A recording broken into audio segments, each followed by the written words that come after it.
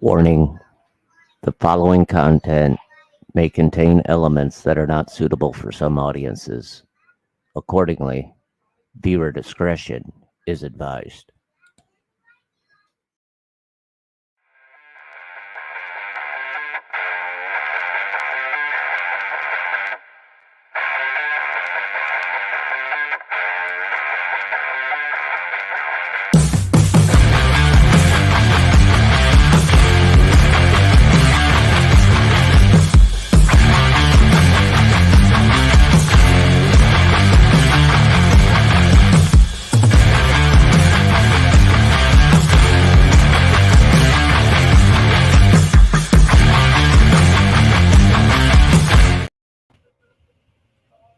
Hello. Hello, everybody. Hi, Carol. How are you, Dave? Hello, I'm good. How are you? Doing good. Good evening to you too, Carol. So, we had a request given to us last week to do the Cecil Hotel, specifically the story surrounding Elisa Lamb. And because there is some paranormal aspects to the story, I didn't feel it would do the story justice without bringing in all aspects, no matter how credible a rumor is or isn't in one's opinion. There's a lot of different thoughts and facets, not just to the hotel, but to the particular story. So, Dave and I asked a friend of ours who is also a host on the network, Dina Dean, to join us tonight. And she's going to help cover some of the paranormal aspects of the story. Dave, you want to go ahead and bring her up too through this, or Yep. okay? Hi, Dina. Hello. Hi, nice to meet you and your viewers. Hello. So, like I said, the paranormal stuff. I mean, Dana, you're welcome to jump in at any point, but I definitely wanted to bring her in because I feel like when it comes to a lot of paranormal stuff, that's probably more her area of expertise, and we want to, really try to do an all-around picture of, what is going on here. So, just a brief background on the hotel itself, because I really feel it, with some of the story, it plays a role into potentially Elisa's story. Um, it opened in 1924 as a budget hotel, and it now, as of December 2021, was reinaugurated as affordable housing complex. So it's no longer available to rent as a hotel. Um, Sorry, but anyway, when it was built, the hotel itself was $1.5 million, which is a lot of money today. But when you think in terms of 1924, that was mega money. And with all the furnishings and everything in total was $2.5 million. From its opening through the 40s, it flourished and was considered a very fashionable hotel, especially for being a budget hotel. But towards the end of the 40s, early 50s, it started to decline as the area nearby, known as Skid Row, became more populated with transients and stuff. In 2011, part of the hotel was redone and named Stay on Main. So you still had the Cecil Hotel, but there was a entrance on the front for Stay on Main, which was totally redone. And then you had the side entrance in the alley, which was still supposed to be the Cecil Hotel. Um, Now, both aspects of the hotel still shared the same facility. So you could have booked and paid extra money for stay at Maine, um, but you're still going to share all the amenities with everybody else who booked for the Cecil Hotel, which I think is kind of an interesting facet of it. And then in 2011, the city of Los Angeles also voted to deem it a historical landmark. Also, the signage on the side of the building, Dave, I think there's a picture of it, the red painting on the side that says Hotel Cecil, and that's it. 700 rooms. That was painted on the hotel back in 1922. And I then mean, 14 floors. I'm sorry, 1927. In 1927, it was painted. And in April 2022, it was removed and was not supposed to be because it was part of the original Landmark Hotel. But that was a mistake. But so that part of it has been erased. At least 16 people have died at the hotel, including Elisa Lamb. And those 16 people are unexplained, but there's been at least 80 deaths by suicide, overdose, murder, or unexplained. And that is a very large number. Also, there was a documentary done where the former manager said she believes the numbers are far greater than that because in her 10 years of working there, she can count at least 80 deaths there. Just herself. There was a notorious one that was actually tied into the Hotel Cecil, which I found very fascinating. Was in 1947, Elizabeth Short, who was dubbed the Black Dahlia in the media, was rumored to have been drinking at Cecil's bar just days before her notorious and unsolved murder. Correct.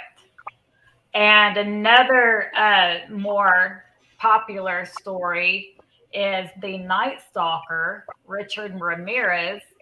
He stayed at the Cecil Hotel for a time. And while he was staying at the Cecil Hotel, that's when he went on his crime spree. And he said in his trial that he would go into the alley and change out of his bloody clothes before entering into the hotel. Actually, it was the interior stairwell. Oh, is okay. Yep. Okay. So, I mean, there's a lot of ties. There's also another serial murderer who stayed there. So, because of all the violence and crime and unexplained deaths and things, that's where there's some of the rumors coming up, through that, there's paranormal activity, there has to be something going on. And we'll get more into that in a little bit. Also, not just that, but things that people have seen happening at the hotel. And we've got some photos for that once we get to that part. As for Dave, you just covered Elizabeth Short, so I'm going to skip that. Yes, and then former manager Amy Price. Like I said, she claims to have seen at least 80 deaths in her time. So Elisa Lamb was born April 30th, 1991. She was 21 years old, and she had only been in Los Angeles a couple days when she disappeared. January 31st, 2013 was the last day she was seen alive, and her body was found February 19th of 2013. And the official cause of death in the beginning was accidental drowning. And then was it a week or two later, Dave, that they changed the finding for a brief time, and there was a lot of backlash over that, and so Yep. they changed it back to the original accidental drowning, but when they went back to accidental drowning, they added on due to bipolar disorder being a factor. Which is interesting to me that you're going to flip flop on there. Right. I've never heard of that happening. So not like that, you know. But her parents reported her missing February 1st. And on February 13th, the police released a video footage from a camera in the elevator. It's about 2.5 minutes long. And though she's alone, she's making a lot of unusual gestures, like she's addressing well, at first, almost like you see her looking out, you know, both ways, and then kind of standing back in the corner, almost like she's hiding. And then before the video ends, you see her coming out in the hallway and she's gesturing and stuff. And I can't see her face in the video, but it's like she's talking to someone in the hallway, but we can't see someone. So, you know, we don't know if there's someone there or not. Was she just seeing something, you know, like in the supernatural world? You got the video?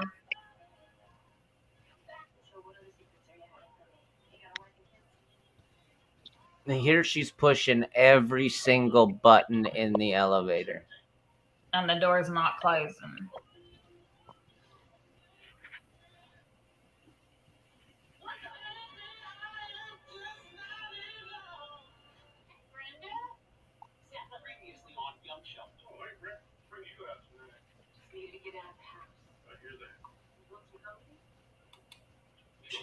She's hiding from something.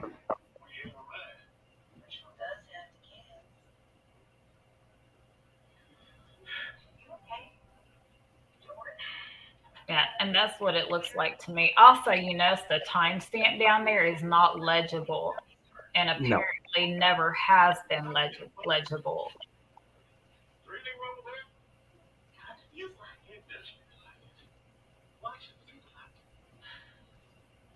The weird thing is why hasn't that door in the elevator attempted to at least shut? Yeah, because if you're going to push a button to keep it open, it's still not going to stay open that long. Mm-hmm. You're right.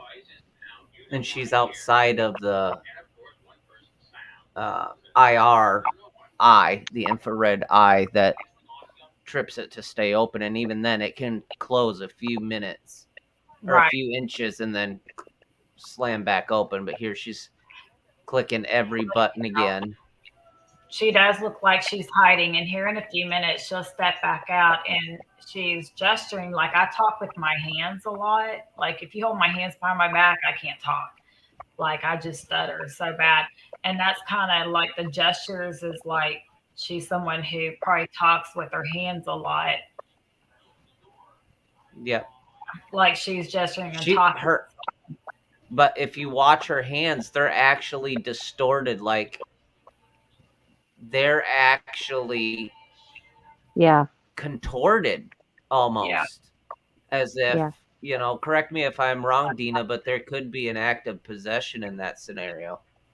Well, that's what I was actually thinking. And I mean, the Sumerians and a few, I mean, there are definitely what's considered to be, demons of possession. They're suicide demons, like Rodeus, and a few of them are considered to be demons of suicide. See, for me, when she came around there, I think let's say if that had been a human that she was seeing and that she was afraid of, say it's a man, you know, with a knife, you know, you're going to react in a certain way because you're going to go, whoa, this is a man with a knife, and run. If it was a woman coming after her to rob her, it seems to me she would be more frantic. It seems to me like she's still even questioning herself. Am I actually seeing what I think I'm seeing? Correct. Yeah. It's a very interesting video. And, you know, a lot of people really started having some issues with it. Hi, Penny. That, you know, they thought the video had been tampered with due to the timestamp not being legible. Why would it not be legible? Also, there's word that there is about a 1 minute section of her that is not in the video that's been put out for the public. Mm-hmm. And Really? yes, people have been asking since this case happened, what's in that other 1 minute and who are you protecting? They've been coming at the police saying, who are you protecting? Why is there about a minute pulled out of that video? So there's been a lot of backlash with this video, and they're saying actually part of it looks like it's been slowed down too. And they're like, why? So there's a lot of things that people are pointing out in the video that's caused some issues here. And then during the search, the search went on for a couple weeks, and during the search, people started complaining that they had discolored water. Some were saying it was just discolored. Some were saying it was discolored with details such as it's coming out black at first, and then it just is discolored. It changes, had a weird taste to it, odors, just just all kinds of complaints. And so they sent the maintenance worker up to the roof to see what the problem is. And that's when they found her body floating face up in one of the cisterns. Now, what I want to also throw in before I get too far into that is she was a blogger. And even though she did have bipolar disorder, her blogs right before her trip and during her trip were very positive, happy, uplifting. There was no signs of depression, nothing unusual that way. So a lot of people are having issues with them saying accidental drowning due to the bipolar disorder because they're like, there was no sign of her flip-flopping back and forth with bipolar. Her, for quite some time, she had used her blog as a way to help control her bipolar along with the medication. And there was a big trend where they used to be very kind of dark and more depressive to, by the time she's on the trip, they were very positive and, what she's going to do with her life and looking forward to her life and things. Now, on the autopsy that was released on February 21st, at one point they say there's no signs of physical signs of sexual trauma.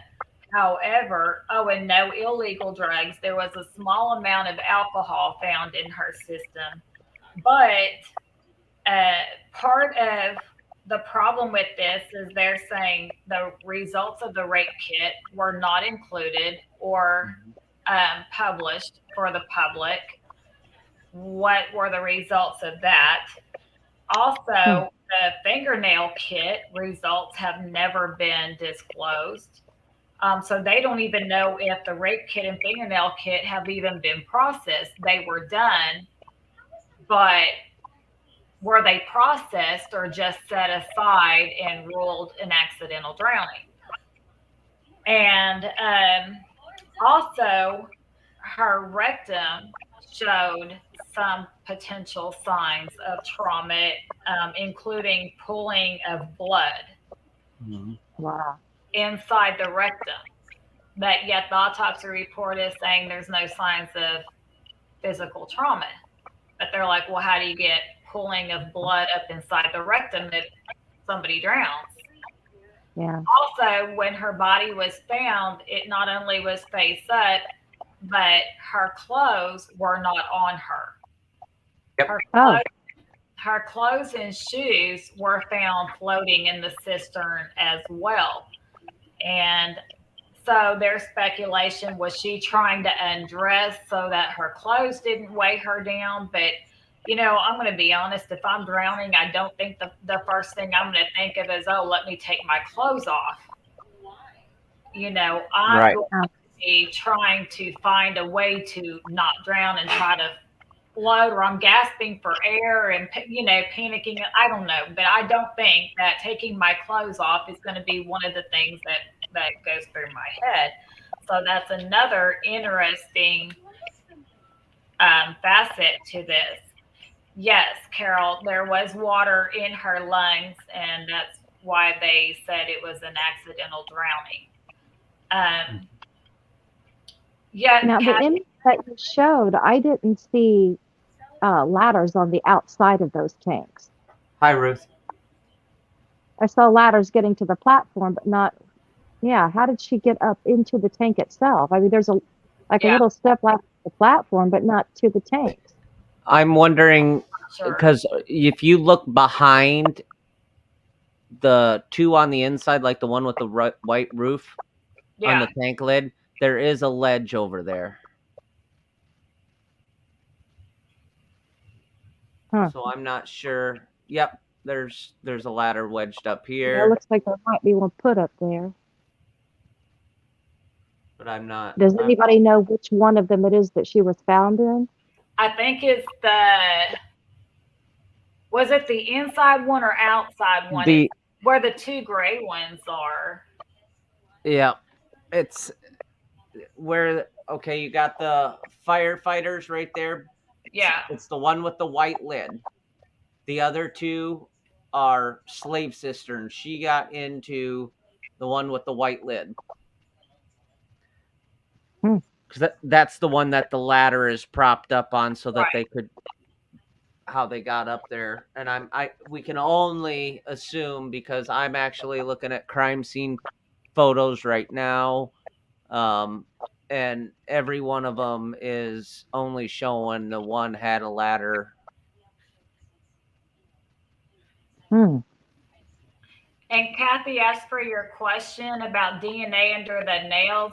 That's what I was just covering is that there was a fingernail kit done and there was a rape kit done, but there's been no word as to whether the kits have been processed. And if they were processed, they have not released what the results are. But all we know is they were done. Mm-hmm. But that's been it. So we don't know, did they go ahead and process it and then just decide not to give the results?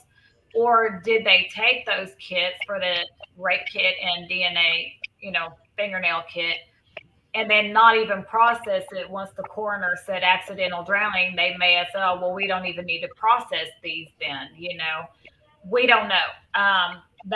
That's part of the issue surrounding her story is that there's so many things that are not adding up. And I think was it you, Carol? Yes, Carol, you're right. It's not it's not the most accessible place, for someone to go, even if they're having some psychotic thing, like it's not the most accessible, to do. It's Right. illogical. Right. And then, her phone had been missing, and to this day, her phone has still never been recovered for anything. And her Tumblr is what she was using, her Tumblr blog, for quite some time before her death. And it was automatically updating after she was deceased. So there's a lot of speculation there. Was Tumblr set up that after the account holder is not on there for so long, does it automatically just start posting stuff on their behalf? Or did someone find her phone and go in and post? There's a lot of theories there, but that's another interesting thing is that here she's already deceased, but her Tumblr account was updating. So What size of those tiny little bitty flats? I mean, it would be difficult. It looks like they were barely even shoulder width wise. And then with the pictures of the men standing next to it, I mean, it would be hard for a person to take a lot of strength to lift yourself up there, especially without a ladder. But that's even with that, not that much higher than those men's heads. So, I mean, how full was the water? right. Right. And Yep. I know that the lid of the cistern that she was found in was not secured, but I'm still curious how light it was or heavy because she's a very petite female. Yeah, And 121 pounds. yeah, and up until a couple of years ago, I weighed 100 to 110, and then I weighed 120. So I mean, I know there's a lot of stuff that as much as I want to walk around thinking, oh, I got this, there were some physical Yeah. challenges because I was a very small, petite female. So, I've always been curious. I understand them not being secured, but that still has nothing to do with was it really easy for someone of her size and stature to remove those? Yeah, And plus I've read some reports say that the lid was open and then the reports were revised and said that the lid was closed. So what's the contradiction? It either correct, was or The wasn't the lids open. were the lids were actually closed. And the elevator, it nobody had changed or accessed the elevator for roof access. Plus, there's stairs from the elevator drop off to get up to the roof, and you had to have a key to get through that door. It was not jammed, it was not busted. There were so many fail safes. How'd she get to that roof? And to right. give um let's see, where was it? Carol Garcia said there are 2 roofs that you have to go up on before getting into that tank area. I've got aerial footage here Right. of the hotel And here. here's the thing. So Carol also asked about other cameras, Dina, that TikToker that you and I watched where he Yeah. records the paranormal stuff going on. Um, he does a walk around the yep. Cecil Hotel, and there's cameras all over that hotel, and somehow she's not on any other video, apparently. And the other hotel too. He also showed I guess there's ladder access on the front of the building going upward, like a fire escape, and it has an Yep, access through I've actually got the building. So she said okay, she so here's, saw 2 roofs. So it's in the letter E. If you see that, yeah, this I find that entire interesting. building is the Cecil Hotel. So let's see. So I see what she's talking about as far as access to get up this way, but I would assume that would be a locked area. I wish we could actually spin around a little bit because this was reportedly the tank that Mm-hmm. she was found in. Um, and like I said, I wish we could zoom into it a little bit. But if you look really closely, what Phoenix was talking about, where the early 1900s sign that was painted, you could still barely see the old paint coming through where it was painted white Mm-hmm. So it's right like here. GTL. So it is quite a massive building, 14 floors, over 700 guest rooms. There's roof access. There's a pair of stairs here, a pair of stairs here. The elevator would come out right here. I would assume this is only to service the top of the cables for the elevator tower, which is some steps there. But you could come out here. How she got up into that tank, I am, unless the ladder was there, because I'm pretty sure they have where they have to test the water every so often. They have to be able to show what, just like anybody that's got a public well or cistern or water tower on top, it has to be tested by professionals. So I'm pretty sure Yeah. somebody went up, they were taking samples every 3 to 6 months, and they just left the ladder there. Who knows? Yeah, and Carol, you're right. There, paranormal investigators have been at the Cecil Hotel, and the Cecil Hotel does have a history, pretty much since its beginning, for paranormal stories. Uh, And I sent Dave a picture of a hallway, and I know it looks strange to say, well, why in the world would you send him a picture of the old hallway, you know? But it just looks creepy. It looks like something that you would see in a horror movie, you know, especially, yes. I mean, I just The like, Shining. Looks yeah, like there should be twins at the end of that hallway. or, you know, like Rob Zombie's movie, you know, Salem, you know, like it looks like it would be in something, you know, like that, you know. It just Now here he comes down the hallway in his big wheel. it has the whole thing. Even if you look at pictures of the inside, the rooms were just very creepy. Now the lobby has a very different look. And Dina and I, we sat up at the beginning of the week for hours going through pictures. And what jumped out at us in some of these pictures is there's pictures with people that you can see right through in the lobby. Yeah, they look more like an apparition than what they Yeah, do as a, like it's more of a capture of an apparition than a yeah. solid human. It looks like it's walking past that little, I don't know what you would call that, little desk thing. Not the big desk to the right of the picture, the little brown one. It looks like. Carcier. Okay, Yes. Thank you, Dave. See, I'm terrible with knowing the words, and it causes issues sometimes. And I'm like, But And it is what this reminds me of is that dude that rides the tricycle that says, "Do you want to play a game?"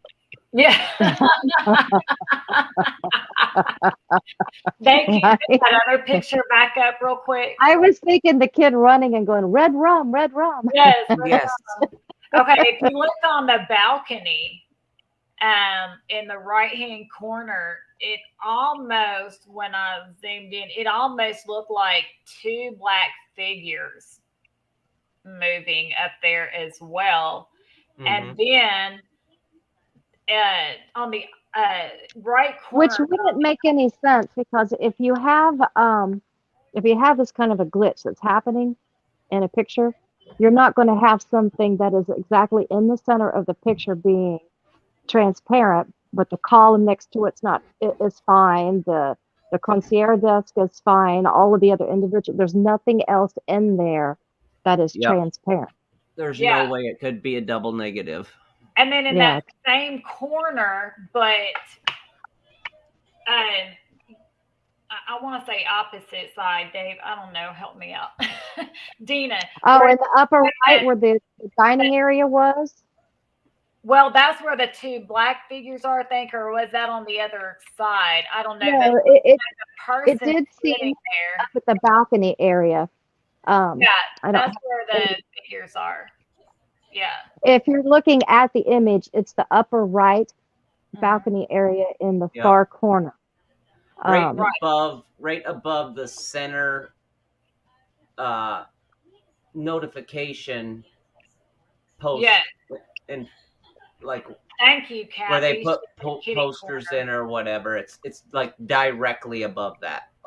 Yeah, on the same side as like the skylight, like the Yeah. skylight And is in the back. Catty But corner to that is what looks like the top half of a person with a cowboy hat or something, and he's not as there as like the man at the desk and some of the others, but he's yeah, and the other ones at the top, they're completely solid. Yeah. Yeah. So, but right there, it almost looks like a person with a cowboy hat, but there's no bottom to the body. When you zoom in on it more, it's a table. So I don't know, but yet it looks like they're facing this way, and they look like they're in between being see-through and yet actually being a person there in human form. They're like kind of in the middle. There's a blurred image right directly behind that pedestal sign too. Like about if you look directly behind it and blur out the sign, you can actually see a blurred area there as well. Yes. Yep. Yeah, Thank like you, Kathy. Yes, that's exactly where it is. Yep. And can you see the receptionist, the top of her head right above the desk? Yes. Yeah, Look you can see directly over top of her head. Yes. Also, Dave, I gave you another picture of that where that desk is, and there's a woman. Dina, I don't know what that word is you used. What? How'd you say apparition? I don't know. Apparition. Apparition.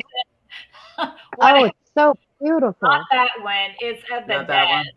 Yeah, it's the desk where the people were checking in at that big desk. Is that in there? It looks like a woman sitting there where you would check people in, not the concierge desk, but the big one where the people were up on there. Yep. Behind that monitor, it looks like a Yeah. woman. That And you was- It looks like a little. It looks like a little old homeless lady.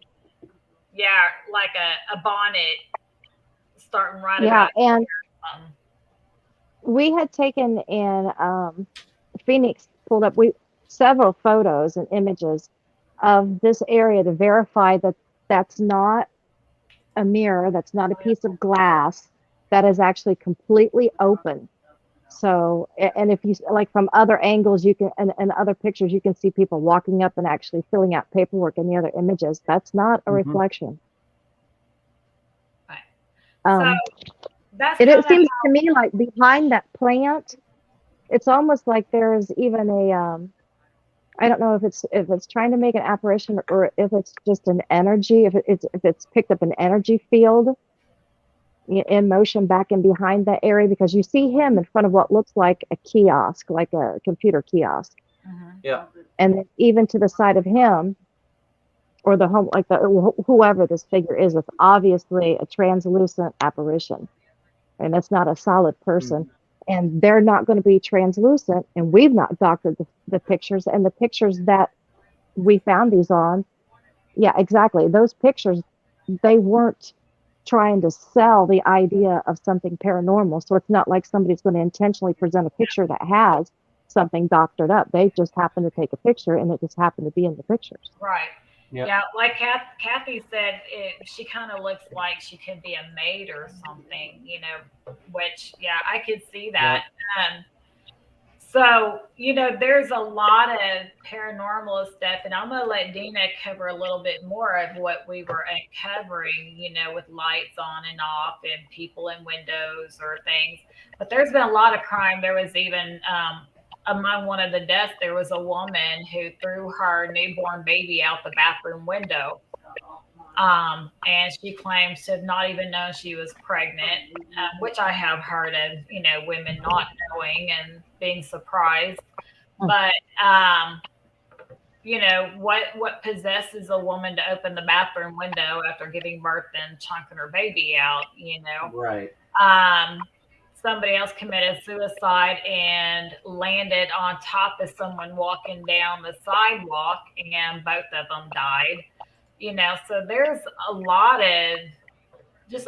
of strange stuff. So that's part of why I wanted to bring the paranormal aspect in. I don't want to completely lose Elisa in the story.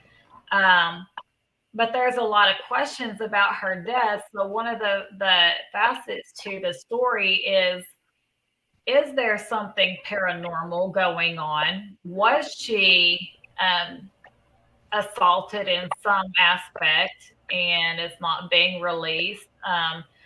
And, what's going on that there's so much death surrounding place? What is motivating all this? So, it's not that we want to, for anybody who wants to hear about Lisa, we definitely want to look into the inconsistencies in her story, but yet, I can't help but question, could there be something going on, either like with her directly having some kind of encounter with the supernatural, or was she attacked? And, could that be factoring in with the person who attacked her? But those are some of the stories going around. So for me to, I felt like we needed to kind of cross all of this to really look at, even just her case. Well, I think when they try to, even trying to go back and trying to say like it's bipolar, the symptoms of bipolar disorder, that doesn't even remotely fit the description. I mean, bipolar disorder, clinically, it's like a feeling of sadness and hopelessness, or maybe irritability, and and then it progresses, as it's let go, and it just becomes extreme sadness or extreme depression or extreme irritability. Um, and then the person will switch, and then they'll be super, super, super happy. And I mean, it's like extreme waves with troughs. There's no psychosis that happens with bipolar disorder. You don't have, you know, illusions. You don't have any of the stuff that's going on. You don't imagine things, so to speak, Right. So, and I do completely agree with Dave. I think this person, when you see her hands, that's contorted. I mean, you do see that type of behavior with someone that is, say, an extreme methamphetamine or Adderall, which is also, it's just a legal form of that. You'll kind of see a little bit of that or some of these extreme drugs, but this woman, like you said, she didn't have anything in her system, other than a little bit of alcohol. From And what her I read, usual bipolar drugs, but they said it wasn't even what the usual amount would be, Mhm. So yeah, found in yeah, her system. But that was supposed to be in her system, nothing illegal, yeah.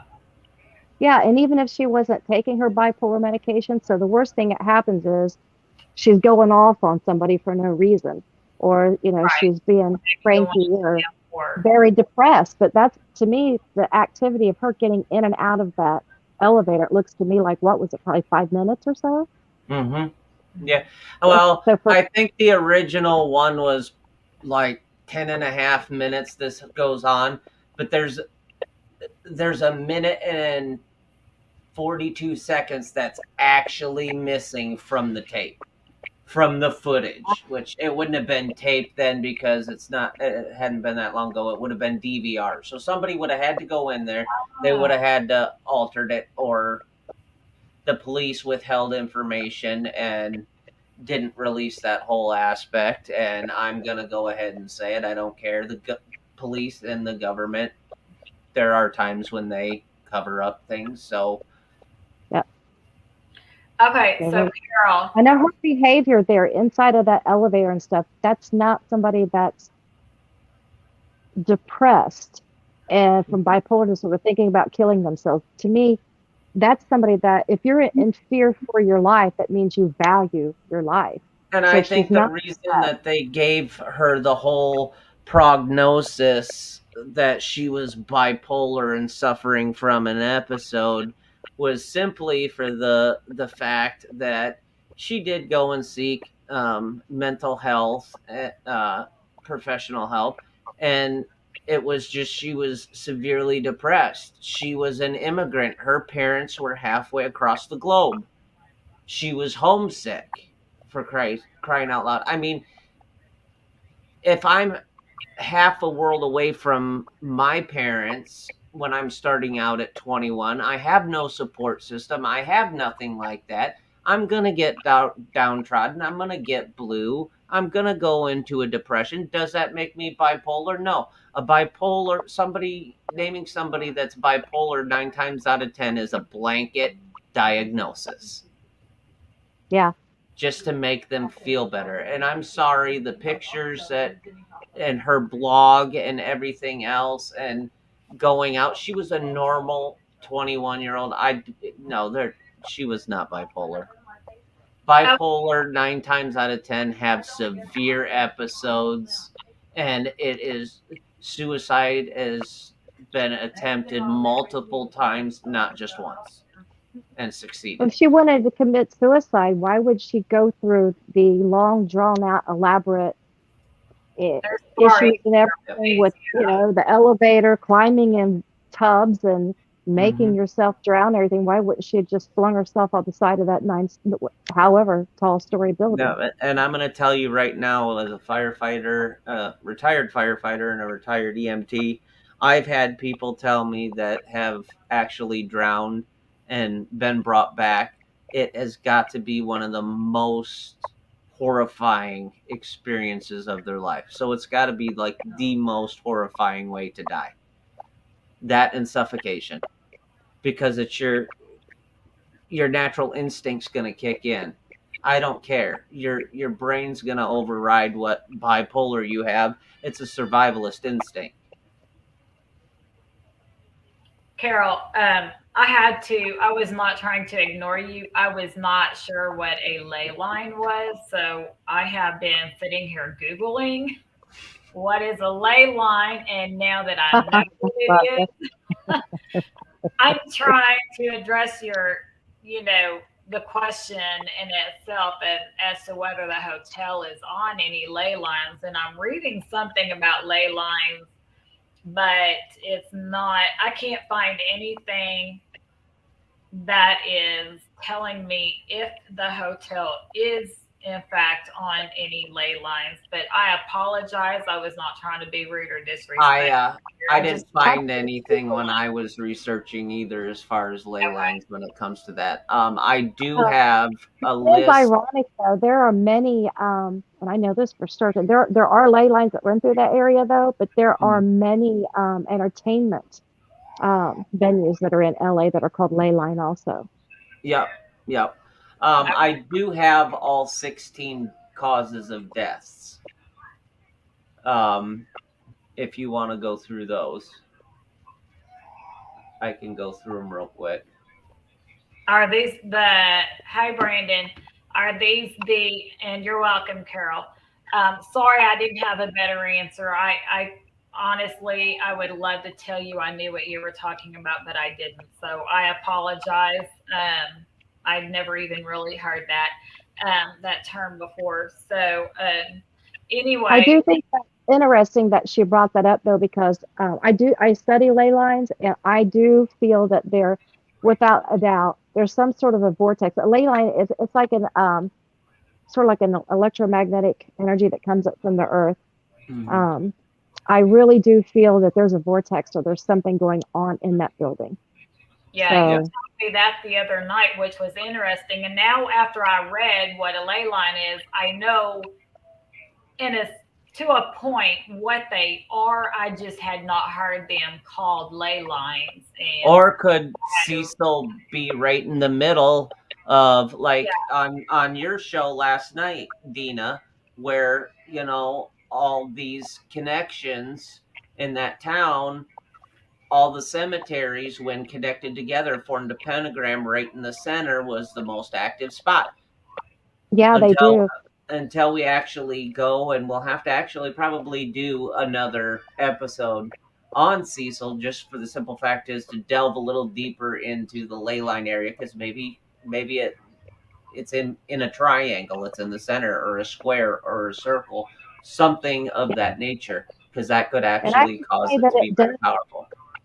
Yeah, I would say that it does have there's too much symbolism that is in the in the architecture of that building too. I mean, just like, the shape of the building is in an E. Yeah. A lot of the buildings and stuff like that, they have an intentional reason that they're built the way that they are, because it harvests and it takes in some of the, I mean, it helps them with the energy, and a lot of it, sometimes it goes with the numerology or different stuff like that. But like even the letter E, it has a lot of representations in itself. I mean, it could be like the breath of life. And in other places, it means illumination, and it could mean harvesting of energy and stuff. And I don't know, I think there's an awful lot of symbology in that building. And Carol, you're bringing up Richard Ramirez again, and just a reminder for anybody who doesn't know who he was. Richard Ramirez was the Night Stalker.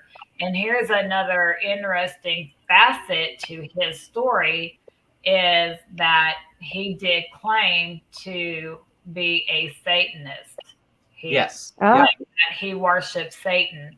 And so the fact that he was staying at the Cecil Hotel when he was committing his crimes, and he was very open about his satanic beliefs there, who knows what was going on inside that place with him that could have opened doors and stuff. And we don't know anybody else who ever stayed there, what they were doing in there. So And there's in reality, Dina will tell you too, even if he is, he was a serial killer, he could have never taken any of his victims back there. But a victim that is that tormented and that vindictive because they were cruelly murdered does not necessarily mean that spirit did not attach itself to Ramirez after the act and the passing of life, and not moving on and followed and attached itself to him to get back to the hotel either. Now I'm somebody that never studied like deaths. I've never studied these murders and crime murders, so this is kind of new to me. So he was a proclaimed Satanist. yes. Okay, he may not have. It just depends on what they're doing. He didn't necessarily have to commit the murders there. He could have brought the blood back, or he could have even walked around with the blood. And different things like that can Yeah. even letting it drip or wearing it. In certain Right. circles, He like would change his clothes. And I know I that's in the in Skid Row the district. alley. I'm sorry, Dina. Okay, I was say I know that's in the Skid Row district, and the Skid Row district and like in LA, it's basically sits like in a great big circle itself, the whole Yep. area. Correct. And yeah, it's interesting that you bring up the blood because in what I had read, it said he changed his clothes in the alley, and then Dave was reading that he would change his clothes in the stairwell, but it was the bloody clothes from where he had just raped and murdered the women. So all of these victims, their blood was very definitely being brought back. Yes, Kathy, it was considered Skid Row. They're saying, what did I say? Through the 40s, it was still considered a very, for a budget hotel, very nice, more upscale, but reasonable, not for the extremely wealthy. Yeah, upper middle class. Right. And then starting towards the end of the 40s to the beginning of the 50s is when it started to decline, because that's where the Skid Row area really began to have a, it really started flourishing with people. So apparently it was there for quite some time. But towards the early 50s is where people really just started pouring in more. Mm-hmm. Yep. Yeah, and Skid Row is like dead center of that entire, and it's considered to be a pentagram area, depending on different whoever it is that you talk to. Yeah. Yeah, it's definitely a side we're going to have to look into is the paranormal significance of Skid Row and the actual relation of Cecil Hotel in that, like, is it sitting on one point? Is it sitting on the top point of the star? Is it in the center? Because I did in college, I did minor in symbology, so that would Yeah, be a big thing to look into. Do you want me to go through the 16 deaths real quick before we get to intermission, or do you want me to lead with that when we get back? We can go through the 16 if you want. These are the 16 unexplained deaths, or These are the ones that they have cause of deaths for. okay. So the very first one was January 22nd of 1927. Percy Orman Cook. He was aged 52, died of suicide, gunshot to the wound in the evening. The cook shot himself in the head while inside the hotel room after failing to reconcile with his wife and child.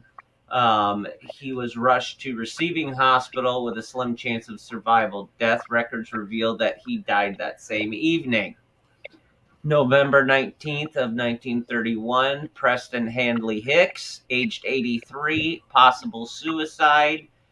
Method of ingested poison. Manhattan Beach resident Norton was found dead in his room after ingesting poison capsules. A week prior, he checked into the Cecil under the name James Willies from Chicago. September 1934, Benjamin Doddick, 25, suicide, gunshot to the head. The maid found Doddick dead from a self-inflicted gunshot wound. He did not leave a note. July 26 and 37, Sergeant Lewis Borden, 53, suicide, died of a slit throat. In late July, former Army Medical Corporal Sergeant Borden was found dead in his room at the Cecil. He had slashed his own throat with a razor. Borden left several notes, one of which cited poor health as a reason for suicide. Medical autopsies did not show anything to note poor health. March of 1938, Grace E. Margot, 25, type death, fell from the building. Margot fell from the 9th-story window. Her fall was broken by telephone wires, which were wrapped around her body. She later died at the now demolished Georgia Street Receiving Center hospital. Police were unable to determine whether Margot's death was a result of accident or suicide. Following, about 9 months later, in January of 1939, Ray Thompson, 35 years old, suicide, fell from the building. May of 1939, Irwin C. Neblett, 39, death, ingested poison. So far, it's been gunshot wound, ingested poison, fell from the building have been the most prominent ones. Navy officer Nelbit was found dead in his room after ingesting poison. January 1940, Dorothy Seeger, 45, suicide, ingested poison. Teacher Seeger, registered under the pseudonym Evelyn Brent, ingested poison on the 10th of 1940 while staying at the Cecil. Was reported to be near death. Beforehand, Seeger sent her relatives a note indicating she was going to end her life. She eventually succumbed to the effects of poisoning and died at General Hospital on the 12th of January 1940. September of 1944, the person accused is Dorothy Jean Purcell, 19. Purcell's unnamed newborn son. Murder, acquitted due to insanity. Newborn discarded from window. Purcell was sharing a room at the Cecil with her boyfriend, Ben Levine, 38. Purcell, who had apparently been unaware that she was pregnant, went into labor. She later testified she did not want to disrupt the sleeping Levine, so she went to the bathroom where she gave birth to the boy, thinking the baby was deceased, threw it out the window. November of 47, Robert Smith, 35, suicide, fell from the building. Smith died after jumping from one of Cecil's 7th floor windows. October 22nd of 54, Helen Gurney, 55, suicide. Guess what from? Falling from the building. Gurney, a San Francisco stationery firm employee, jumped from the window of her 7th floor room again, landed on top of Cecil's marquee. 1 week prior, she had registered at the hotel under the name Margaret Brown. February 11th, 1962, Julia Frances Moore, age 50, suicide, and guess what? Fell from the building. Moore jumped from the window of her 8th floor room, landed on a 2nd-story interior light well. She did not leave a note. Among her possessions were a bus ticket from St. Louis, 59 cents in change, and an Illinois bank book showing a balance of $1,800. October 12th of 1962, Pauline Auden George Giannini, suicide. Both fell from the building. Auden jumped from the window of her 9th floor room after an argument with her estranged husband, Dewey.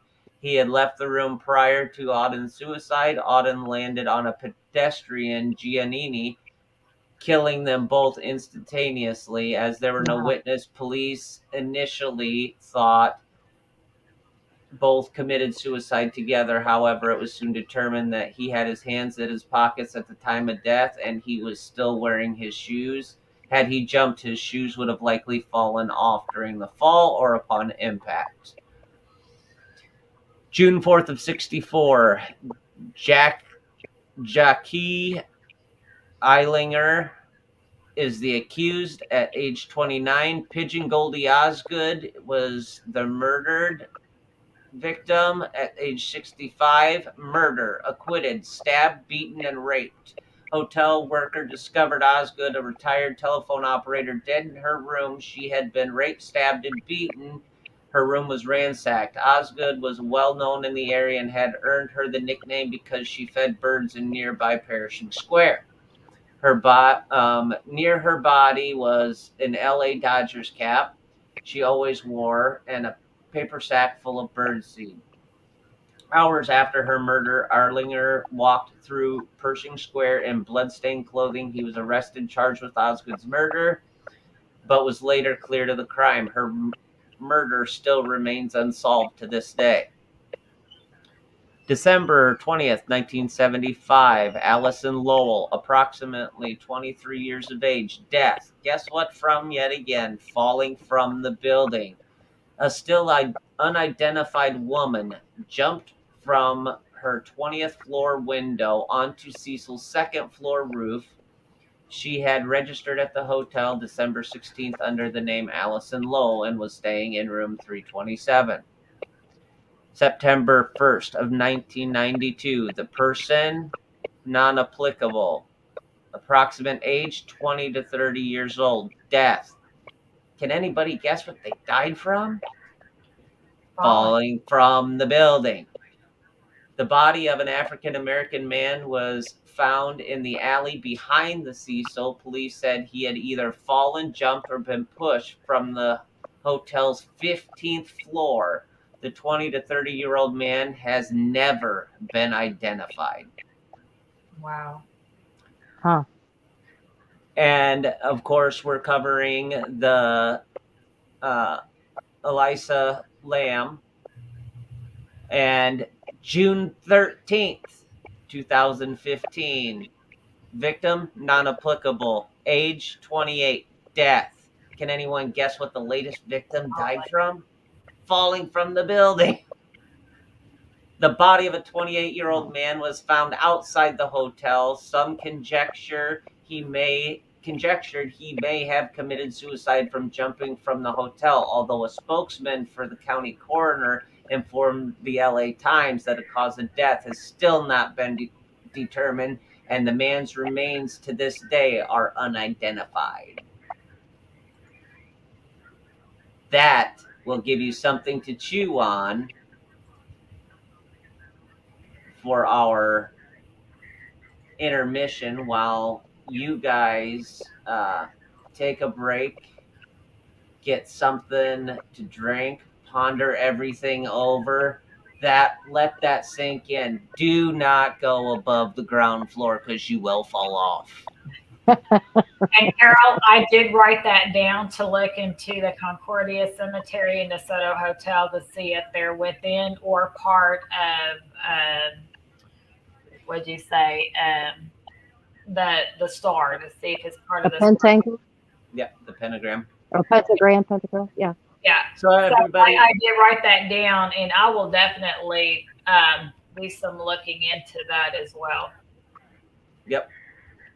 In the meantime, do what you got to do. Meet us back here in 3 to 5 minutes for more true crime, cold case, and murder mysteries. We'll be back.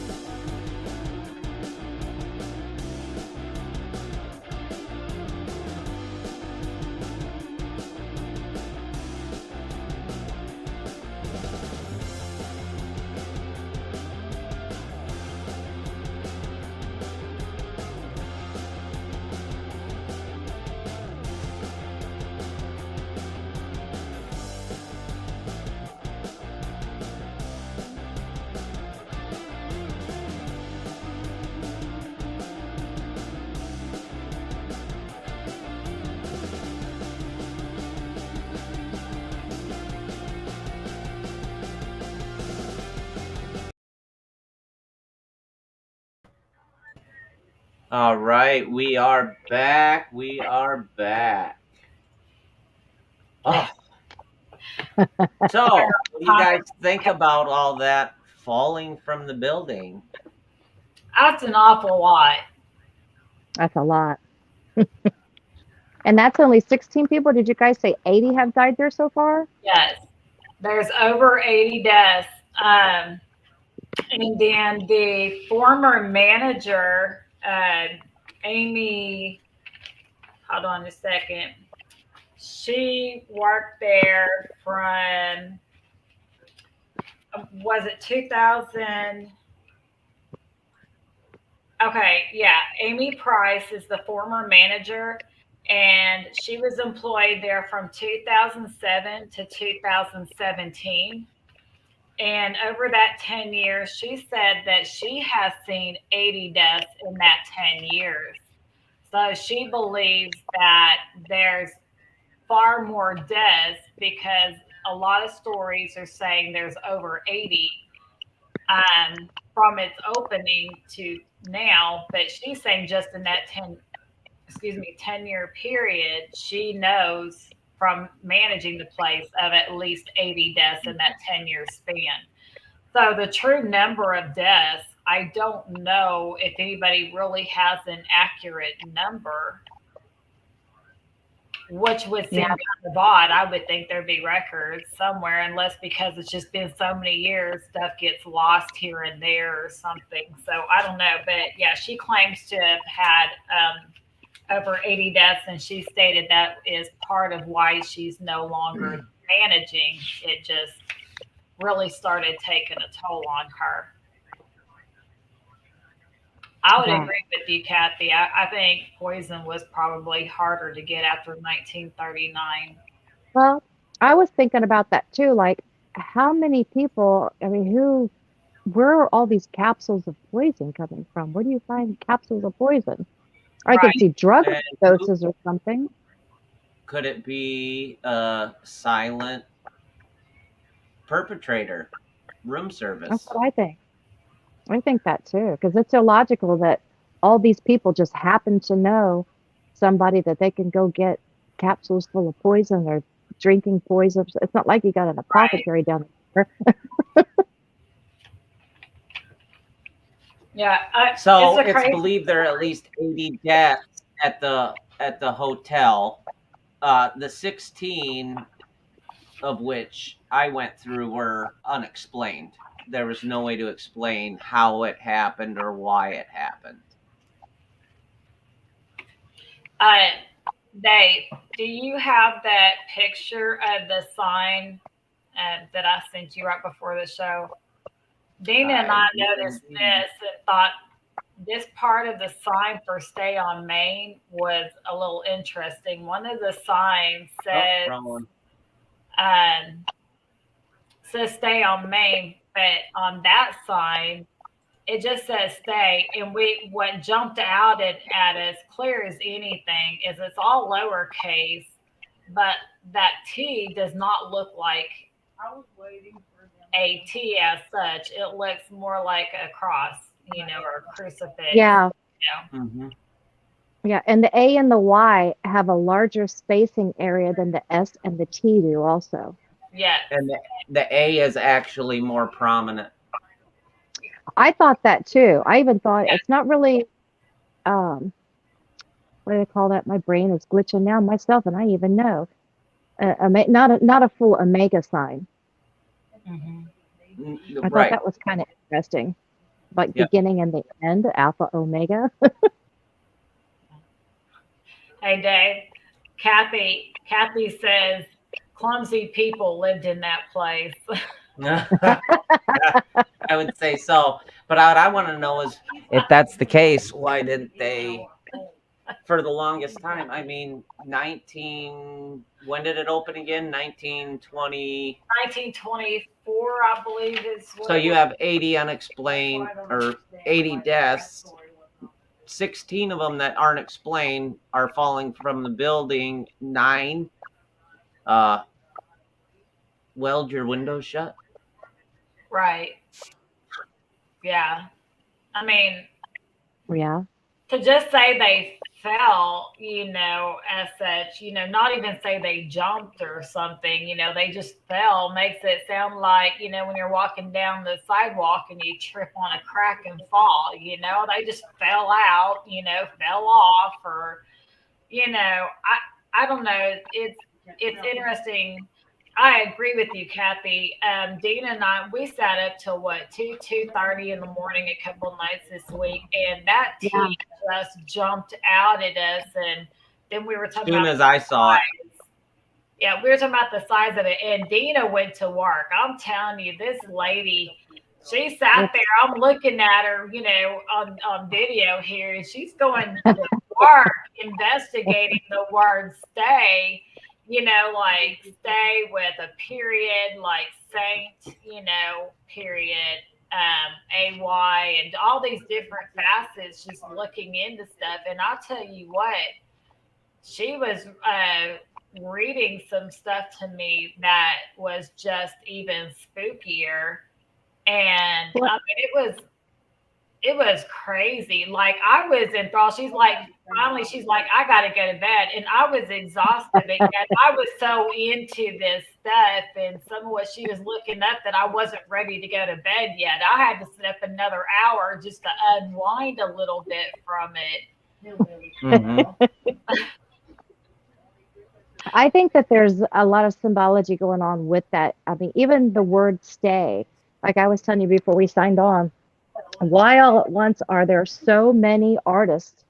I mean, we have Rihanna, we have Justin Bieber, I think it's Kid Leroy, Sugarland. It seems like there's a few other ones I looked up that are using just the word stay, and almost every one of them, they're using like the lowercase. And of course, their videos are weird, but I don't know, maybe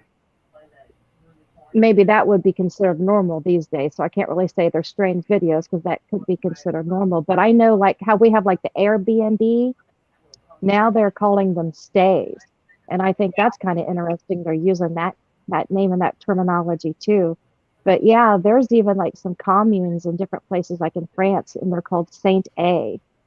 And I think it's kind of interesting that they're using this name. And of course, we the one thing that we didn't hit on, I don't know how you guys hit on those kind of subjects on your show and stuff, but some of the ownership is kind of questionable, and the people that they're connected with is kind of questionable. But from last I heard, someone else had bought the building, I think, or at least they're using it for a different usage of the building. They were trying to do it keep it as a historic site, and then I guess apparently that didn't pan out. So now they've went back to the idea of it being like half hotel and half apartment or something. I don't know. It is still it is a historical site that did pass, which is why there was some issue when that painting on the side of the building was covered up because it was deemed a historical landmark. So all the stuff that was historical aspects of the building was not supposed to be touched.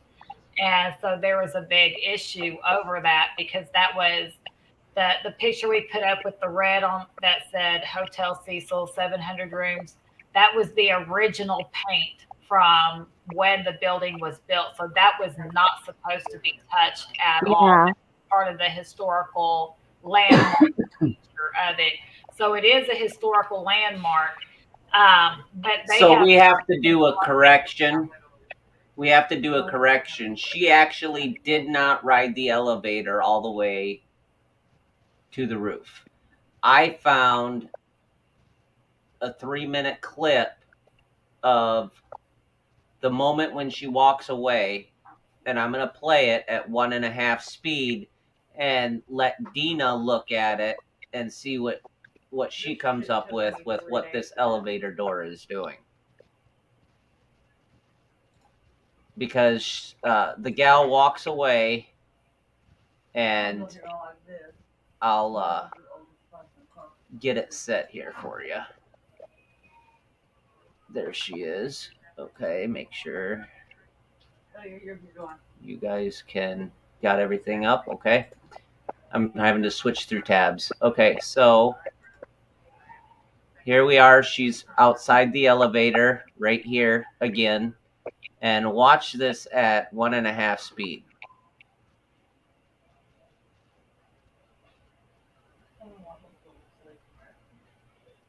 She walks away. You see the floor, the white floor. You can kind of see where there's some shadowing out there and light play.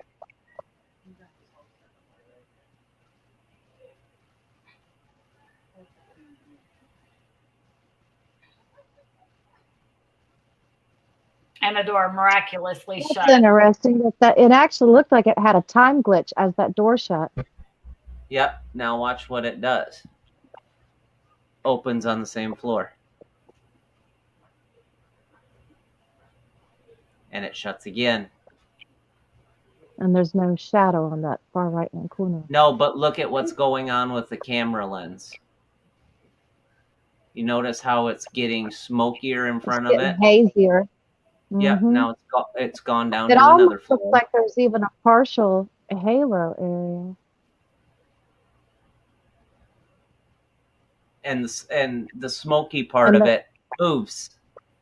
It's moving around inside the elevator. And it almost looks like it's even creating, wow.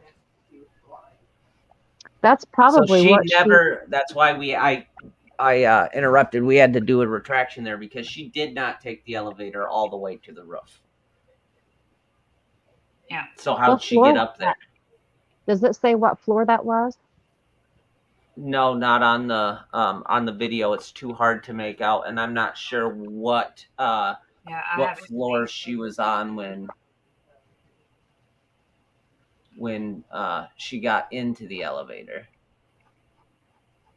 Carol, I was just trying to do a little digging, just quick look into your comment there about wondering what the percentage is compared to other high-risk hotels. I'm assuming you were talking about this.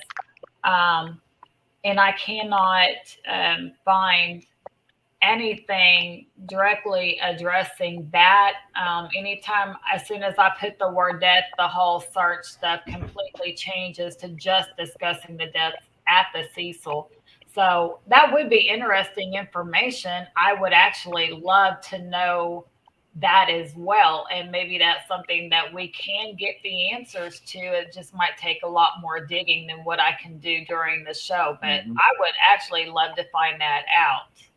Yes, that's what you said, percentage of deaths. Okay, yeah. I'm sorry. I'm trying to keep up with comments and stuff. I know we had mentioned about that movie Stay also that came out where the guy was, and it was all lowercase with the T sticking out too. Yeah. And it didn't look as much like a crucifix as what this hotel or hostel or stay or being whatever it is now. But it was about the psychiatrist that was trying to keep one of his patients that was being plagued with thoughts of suicide, helping that person keep a grip on their reality. I think that's kind of interesting since, I mean, obviously she was going through some sort of mental duress. That wasn't just only fear. And it definitely wasn't. There was nothing depressed about what that woman just did. Yeah, and Carol, don't apologize for any of your questions. I mean, they're awesome questions. Yes, I love it. I would love the answers to myself. I love your questions. I don't think they're crazy. And when you guys ask questions, you'll see me in the back. You'll see me on here, and I'm doing this number. I'm actually researching to find you guys the answer while on live stream. So I love it. Like I said last week, you guys make the show, so ask away. Yeah.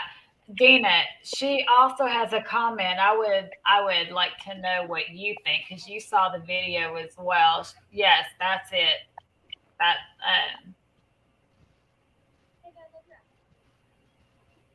did you see the shadow that she's talking about, and what are your thoughts as far as, is it a shadow as of her boy?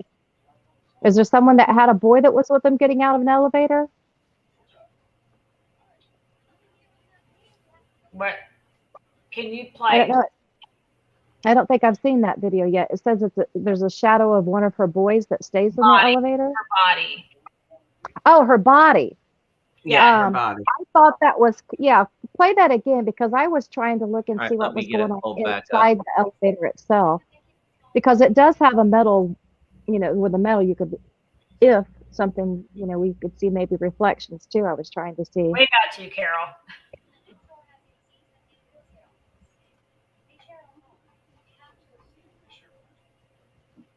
Yeah, I'm curious to know if you think it's really her shadow or could it be something more supernatural?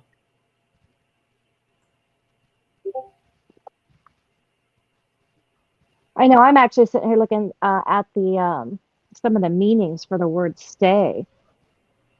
And one of them is to take up residence. And it seems like something has definitely taken up residence in that place, or something. Yes. But quite a few Yep. things have. I'd like to do a little more digging into the land that the hotel was built on too. Yeah, Built. To get to the right Aside from just part. the ley lines, was there anything else that happened right in that spot?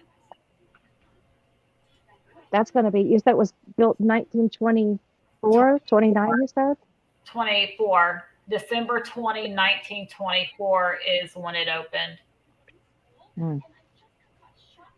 Yeah, you'd have to be going probably late 1800s. Okay, so we will go and we'll get to from the point she's pushing the buttons for the last time, and then I'll bump it up to it. It might be slow moving enough. Do you think we should go 1 3/4 speed faster, or stick with the 1.5, Dina? Either one. I know I find it interesting that she's hitting all of these buttons. Either A, a person is like, oh, hey, let's just, go check out this whole hotel. Let's look at every floor. Let's, check this out, which I really don't see a person doing. If you're in LA, you're probably not going to be interested in checking out all the floors of your hotel. You're going to want to go check out LA because this isn't too far away from the beaches and stuff. Right. Why is she pushing every button? It just sounds to me like I want to get anywhere but off of this particular floor or something. Yep. Okay, so here we go at 1 3/4 speed. Maybe if it'll let me. Yeah. Over here to the right, as she comes out, there is something that's almost like a blue-gray that does stay behind in a haze, just like she said. Yeah. And that's Right not here. a heat-sensitive camera. No, literally inside No. inside the elevator itself. Yeah. Oh, right over here. Yep. No, if you look to the take her back inside, like completely rewind. Let me get her back in there. Carol, I was thinking the same thing. Now, I pushed multiple where she is at, close. now where she's at, if you look around the outside of her, even at this point, you see where there's almost a lighter area, almost a halo effect around the outside of her? Yeah. Like if you made like an arch, or if you made an arch shape around the outside of her. Now, she's not wearing reflective clothing or anything, so there's almost an arch there, and as she leaves, that seems to stay after she leaves. Like there's an area in there that seems to either stay or it migrates with her. Oh, yep, right there. I seen it. And you see it right here moving. You see it right here moving with her. And that's not a shadow. No. Matter of fact, up here by I don't know what that is, probably the indicator of the floors, to the left side of it, where the doors would be coming out, there's almost a little shadow area right there. Yep. Yeah. That seems to be disturbed also. I think she has several things that are affecting her. I do too. And especially like if you watch right here, right where my mouse is, watch that. And I'm going to go back here a few seconds. Watch that area as well. lightens and moves. And there's nobody smoking in there. No. And And this you can whole see corner, the shadowing. You can see the shadowing Yep. moving right here. right there. Yep. That's What like year did this 3 happen with her? entities. Yes, I think so. What year did this happen with this lady? 2013. Yep, February 19th. And was that right after somebody had bought the hotel? I think you'd said. Actually, Dave, that's not correct. February 19th is when her body was found in the Oh, that's yep. when it This was found. video was taken January 31st, right before she disappeared. She disappeared that day. This is the last footage or anything that anybody has of her or saw her alive. And had somebody recently bought the hotel prior to that? 2011, it doesn't say it was rebought in 2011. It says in 2011 they took part of it, not the entire hotel. There's all kinds of stuff there. Just a portion of it, and remodeled it and named it Stay on Main, and then left a portion of it still as Cecil Hotel. Now, also, when you were to look up the hotel on the internet, it was still under the Cecil Hotel for the website, was still under Cecil Hotel, not Stay on Main. So they didn't change the website either. So I want everybody to look at this portion of the video. Like, don't look deep into the video. Look at the outside, like what's right in front of the camera lens. Don't look at like the floor, but just step back and take a look at what this is going to show you here. There's no smoking or anything going on. This is when you play with the speed, you actually can catch things, and this is pretty cool. You can see like it's almost a steamy fog, like out of a shower.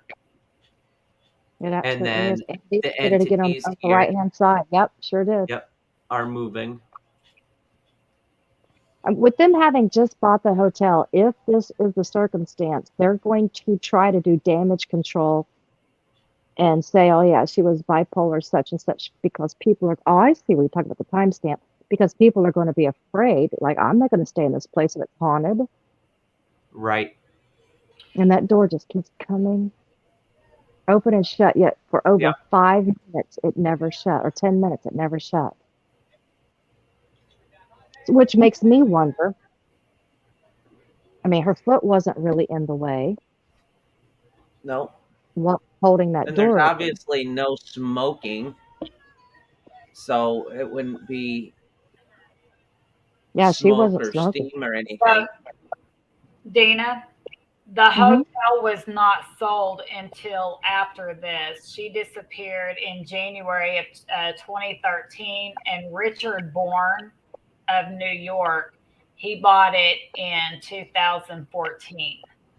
Yep. So okay, this so was before. So at this point in time, it was still under the prior owners. And it does say, according to Amy Pierce, the manager of the Cecil Hotel and Stay on Main at the time of Lamb's disappearance, Lamb was leaving notes for her roommates that said go home and go away, and would lock the door to the room and require a password for anyone to gain entry. A few days before her disappearance, Lamb attended a live taping of Conan in Burbank, but was escorted off the premises due to security, due to disruptive behavior. Really? Mm-hmm. I stopped watching Conan O'Brien when he stood on his desk, stomping his feet and clapping his hands and singing, "We're going to go to hell when we die. I'm going to go to hell when we die," and got the entire audience to sing with him and chant. No. I didn't care for that. I felt I can't get on board with that. My spirit felt defiled. So that's interesting that she went there, and this doesn't strike me as someone that is going to go lighting off bottle rockets or throwing a fit or, Yeah. I mean, not like that was in the throes of any type of, besides he wouldn't have done anyway. None of the political stuff was going on there. What could you do to get kicked out? And it does say also that she was prescribed Wellbutrin, Lamotrigine, Dexedrine, Spansol, and venlafaxine.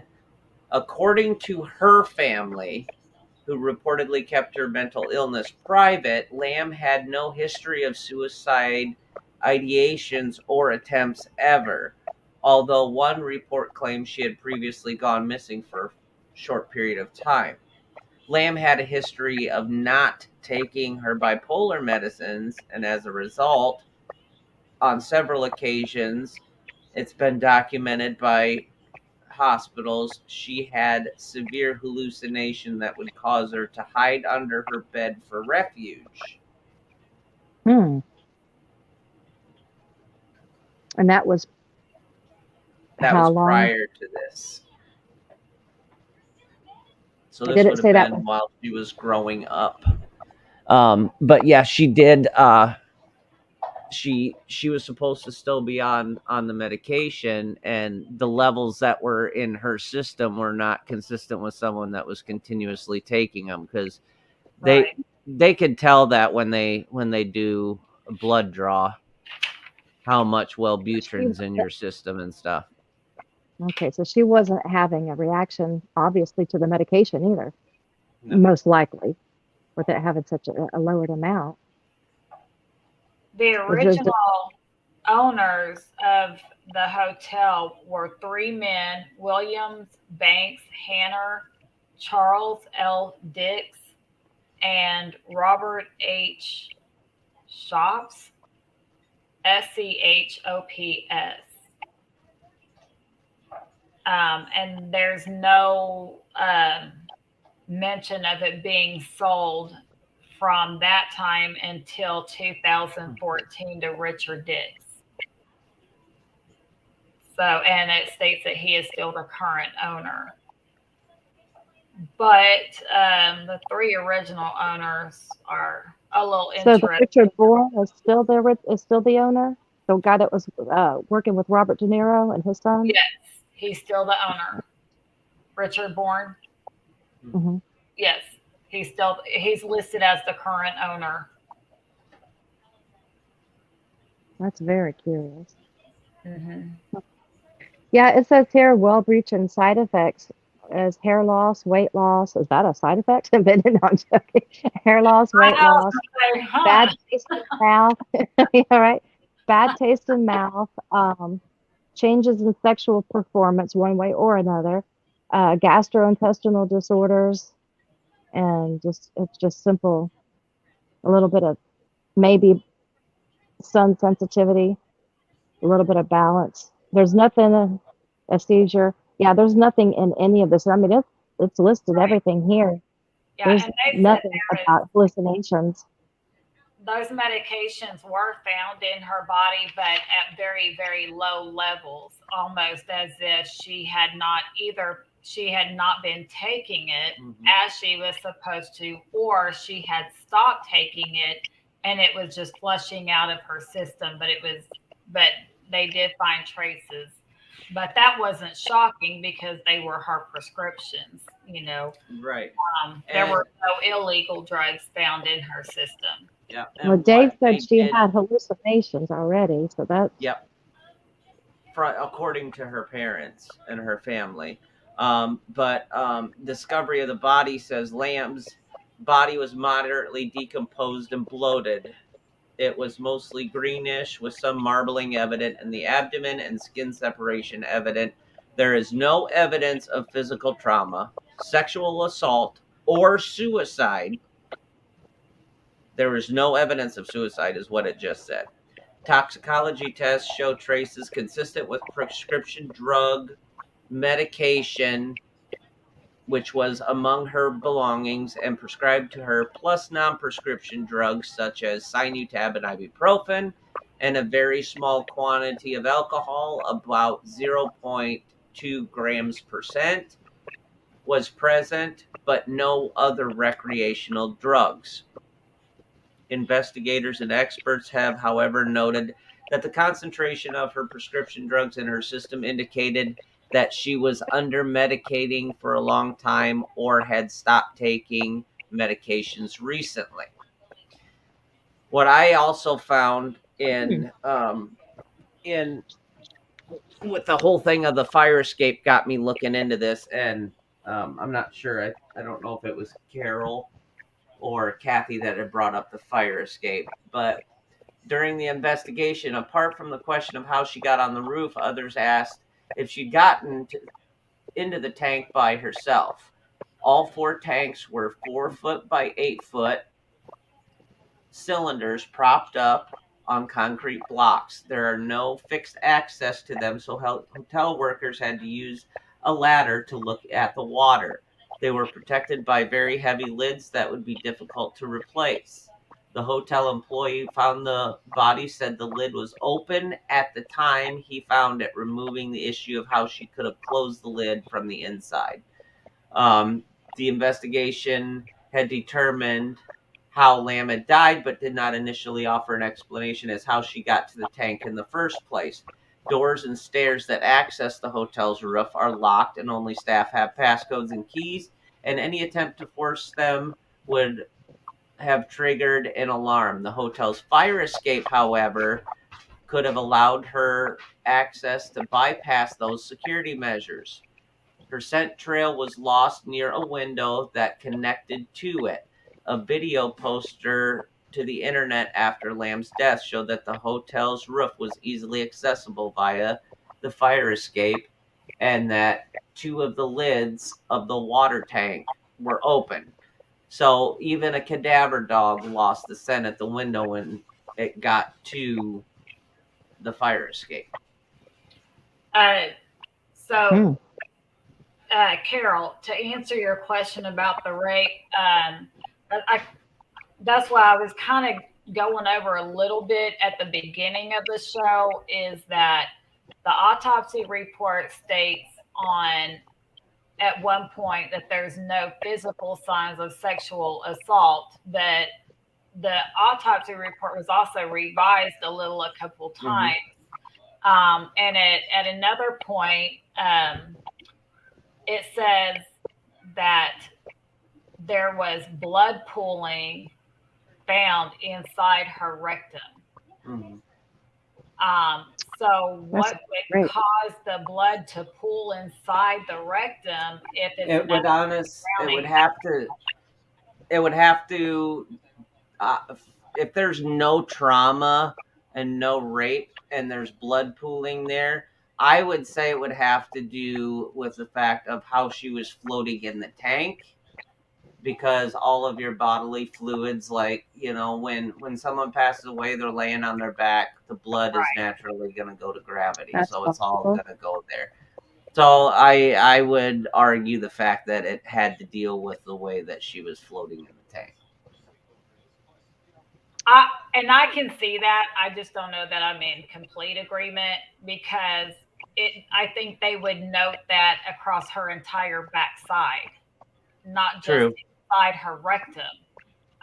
Dave and I both were firefighter EMTs for a little while, and I have definitely picked up my fair share of bodies where I have seen, you roll the person over and they almost look black on the bottom, but it wasn't just inside their rectum or just in a foot, it was the bottom most. If they're laying on their back, it was their back, in the back of their legs, or, but I don't know.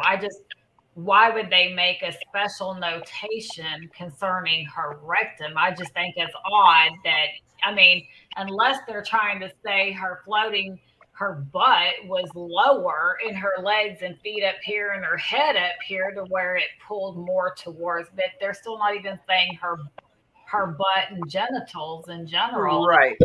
Yep.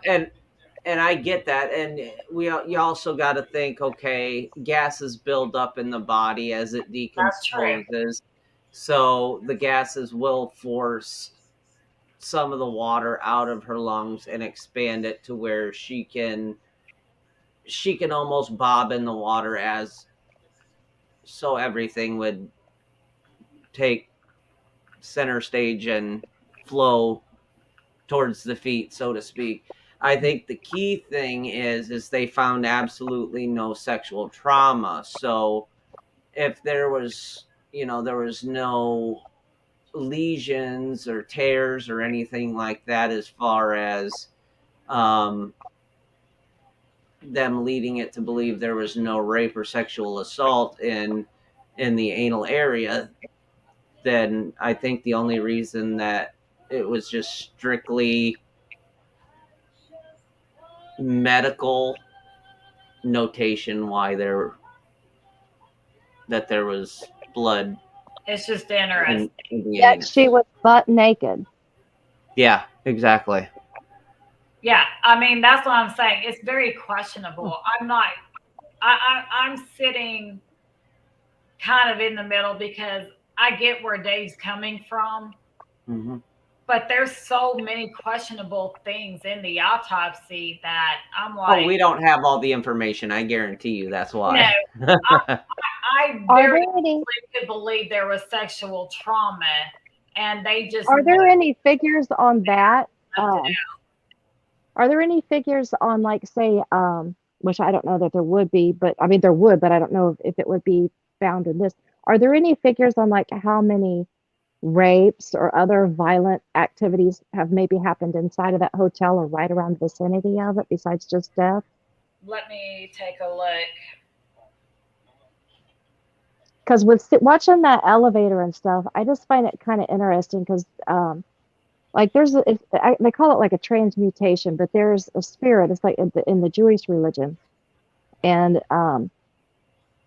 it's kind of mentioned in different Judaic texts and stuff. But the Mishnah it's mentioned in it, and what they believe is that it's called a daibuk, and that it enters into people, and it basically it works through them to accomplish its needs until it gets to the point to where it's reached perfection or a debt that was owed. And maybe it might have owed a life debt or might have owed a debt.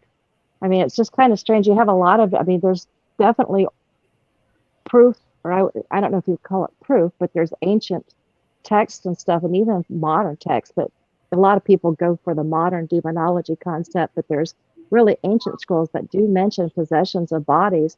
And when they accomplish this, they can go from one person to another through touch, or it can go from a thing, but it can just be up and around the body, kind of like what we were just seeing in that elevator, which is horribly. I mean, I'm surprised that I'd already called in some cleansing and exorcisms in that building, but I don't think they've probably taken that serious. As far as how many rapes in the hotel, I am just doing this quick search, not finding anything. As soon as I put in rape, it pulls up just the Night Stalker who did stuff, which was not at the hotel. But then it also brings up the other serial killer, whose name was, his last name is pronounced Unterweger Jack Unterweger. I'm getting tongue tied. Who raped and strangled 12 women with their own bras. Oh my God. And then some of them sexually assaulted with tree branches as well. So, that is what is pulling up, and it says he chose to stay at the Cecil Hotel in 1991 when he was committing these assaults and murders as a tribute to Richard Ramirez, who had stayed there during his crime spree. With tree branches. Yes, and that's all I'm finding out so far. I've been up and down the streets of LA and all over that whole coast, but I've been up and down that entire area. There just aren't that many trees. No. So where is he like And finding three trees? of the women, it says 3 of the women were prostitutes and they were brought back to the Cecil Hotel. Wow, rape him with tree branches. That's Did it say why? I'm assuming he never gave his reasoning. As to why he was raping and murdering them, I have not. With tree branches. Oh, with tree branches, I can redo a little bit more reading. Let me look into this story here a little bit. I just glanced down and saw that it said 3 of the 12 women were prostitutes who were brought back to the hotel. Prostitutes, they make an easy target. Mm-hmm.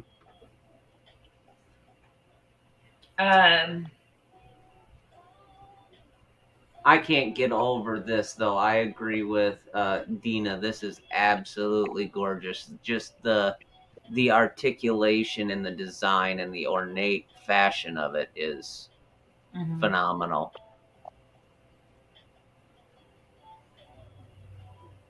Yeah, that's just beautiful.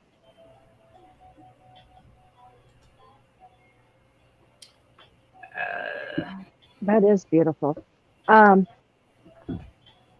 So I know when we were watching that TikTok guy, he said like immediately after they reopened it, he was showing a picture of an ambulance and stuff that was coming around the back side of the hotel. He didn't know if somebody had gotten killed in the alley or if it was yet another person that was inside the hotel, but they couldn't, he couldn't prove it. And I know when they did the grand opening, we had watched where they showed him.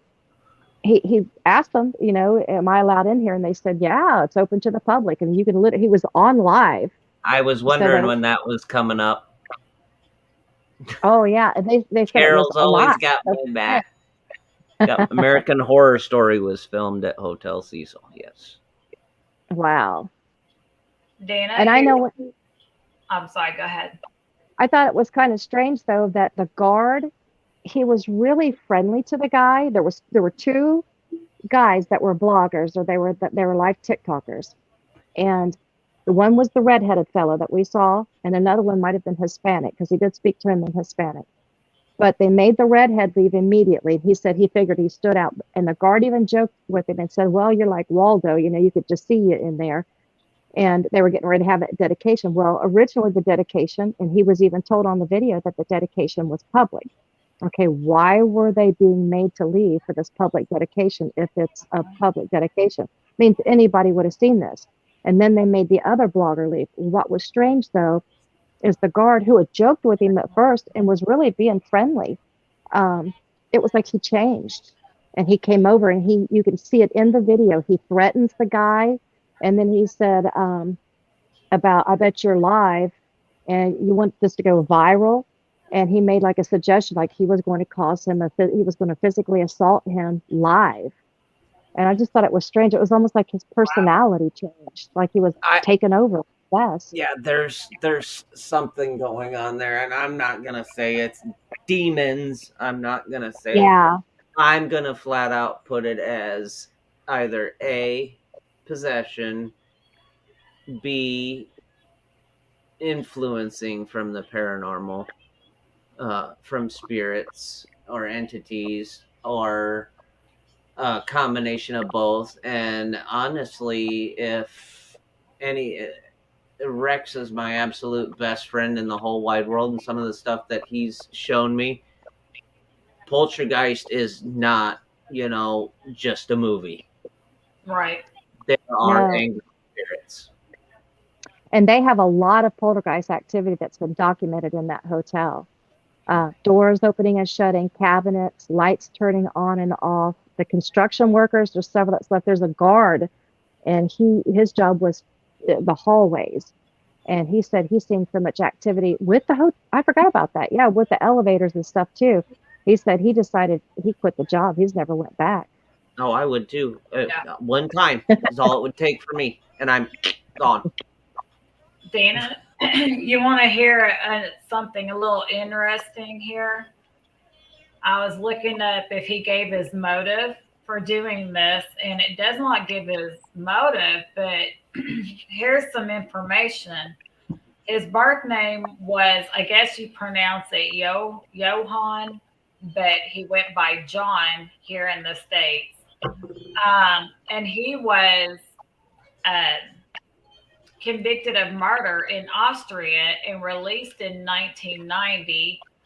And uh, he uh, he was a journalist, and so he came to America, and he, I guess, stated that when he came to America, he chose the hotel and everything, as I said, in homage to Richard Ramirez, the Night Stalker. But here's the interesting part. So he did his crimes when he came over here. He came over I'm sorry, he was released in 1990, came in 1991 to Los Angeles to commit his crimes here. But here's the interesting thing.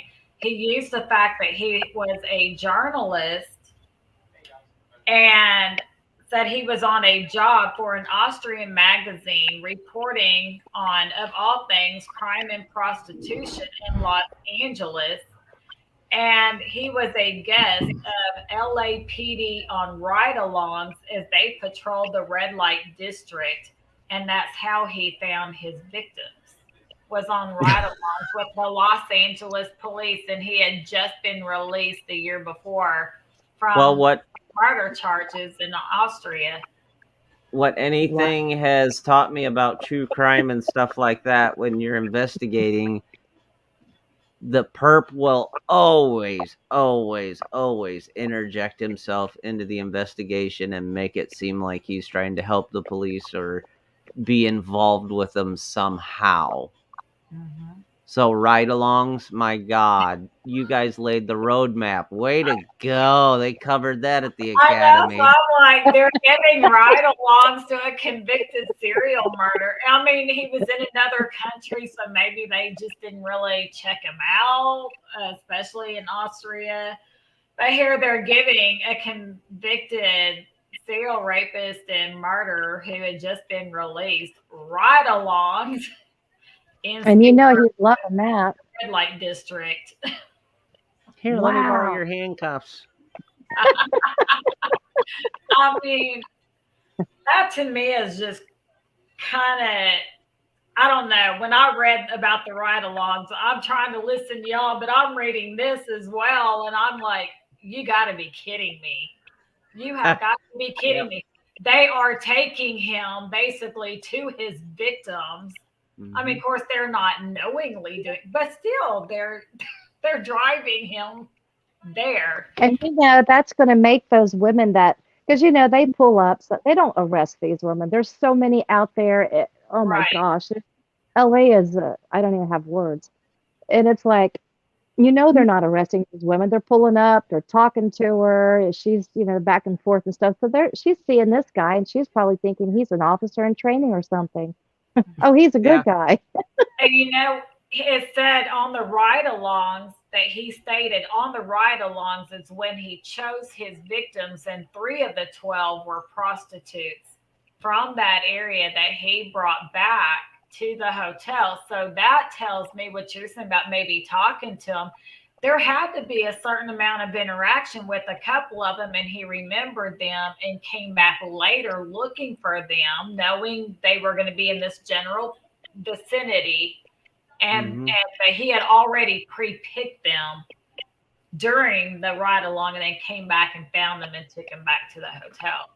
And how many Carol, back then they probably didn't do an extensive background checks as they do now.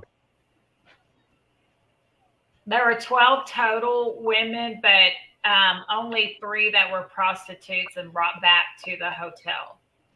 How many did the Ramirez kill? Richard Ramirez, hold on, one of us can tell you here real quick.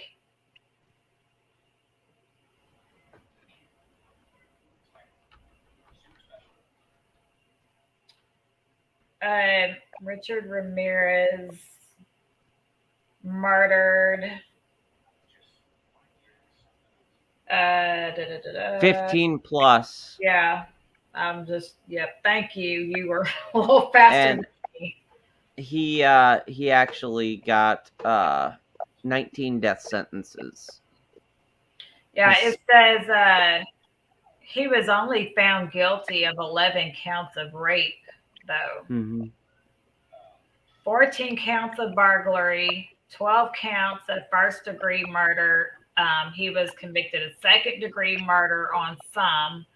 And then on some, I guess 12 of them were first degree, about three on second degree murder, 11 counts of rape, and 14 counts of first degree burglary.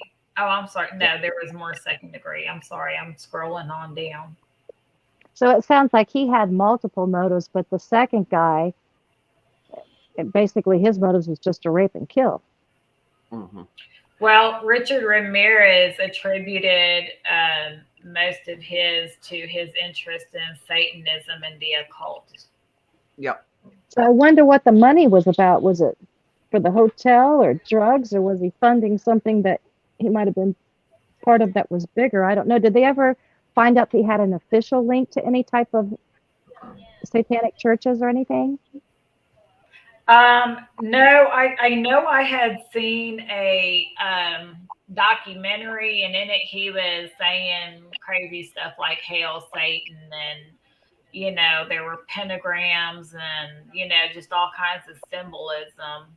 But I've never heard if he actually attended any kind of rituals or anything of the sort. Um, I'll keep scrolling through if you two want to talk, or Dave, you can help look because sometimes you're quicker than me. Which one are you trying to find now? She was asking about was there any link to him and the occult besides him just saying, was there anything official?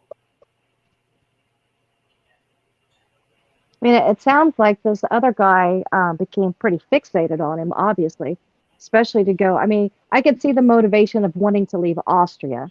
Hey, you've committed murder there, get a fresh start. Let's go to America. That's the place of a fresh start.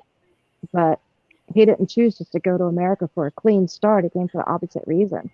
That's kind of Oh, strange God. that you're so motivated to do this.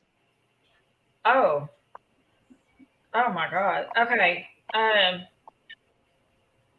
Okay. So I don't know if I just didn't, I don't know how I would not have caught this, but it says on at least one occasion, Ramirez molested two children in an elevator at the hotel, but he was never reported or prosecuted for this act. But afterwards, his employment ended abruptly. Um, and that was after also He worked at the hotel? right. No. He at the hotel he molested two children, and then right after he was never prosecuted or charged. Um, and then right after that he made an attempt to rape a woman, and it just says he lost his employment after Okay. that. And it says that I guess the woman was married to his employer, because it says that he was caught in the act by the victim's husband. So I'm not sure. And that we can do another Cecil Hotel tie-in episode for the Night Stalker when we get to that point. What are you actually thinking you want to do for next week? Because I think I have a really good idea. I like going into the old time cases too. Okay. What do we if we do America's first, the actual, not me, the Godfather, by no means, but the Godfather of American serial killing, H.H. Holmes. Okay. We can do H.H. Holmes. He was the first documented serial killer in the United States. Wow. Yes. So Yes. that will be interesting. Yes, it will. And we will end up doing Yes, so. yes, Carol, I did. I got all that information. I've got to sort through a bunch of stuff yet. So I definitely I will get to that. We've been working 6 days a week and with one day off, so actually have a 2 day weekend. It'll be nice.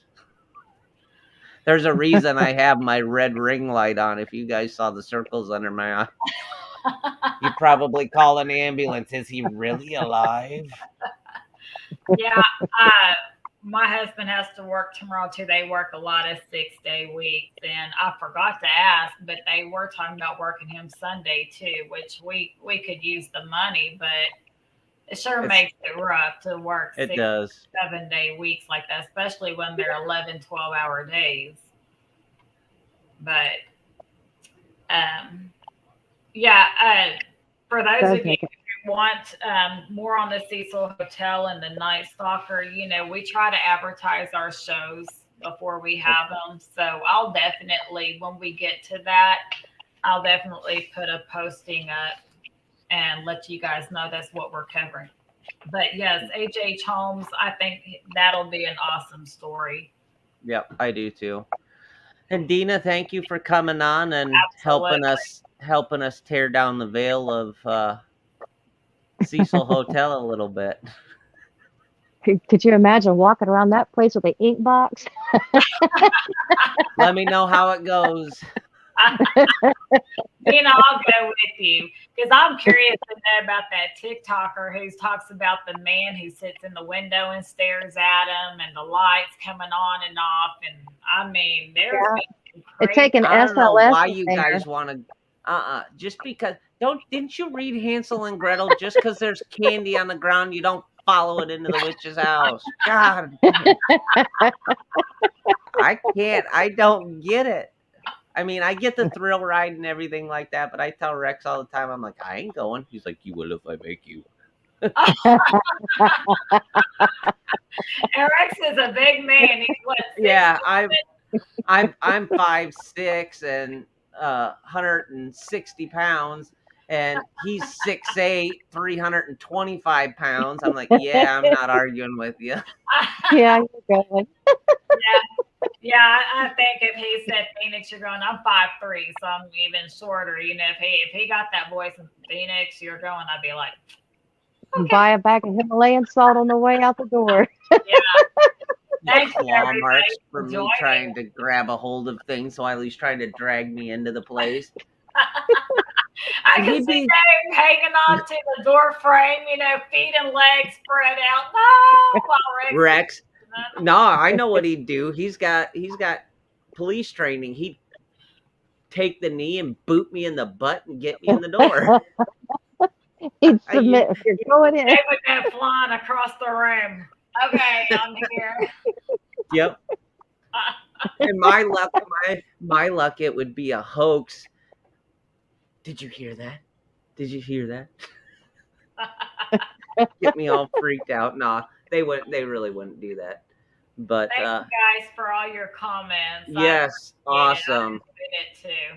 Very And much. It was awesome having you on. It definitely added another perspective to this, because I definitely believe there is something going on that's precipitating all of this. Yeah, there's a lot of activity there. Absolutely, Kathy. He'll put me in his I pocket. appreciate you taking your time. Yeah, there's a ton of activity. And I'll probably be looking at this rabbit hole more.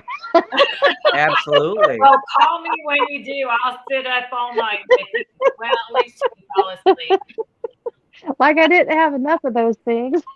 I agree with this right here. If you're gonna do anything, 7, 8, and 9 were the hot spots. Yes, they were. Yep. Yeah. So we can't end the show yet anyway because Carol hasn't said what she usually says to end everybody's show. So I wonder how fast she's trying to type right. There we go. We love it.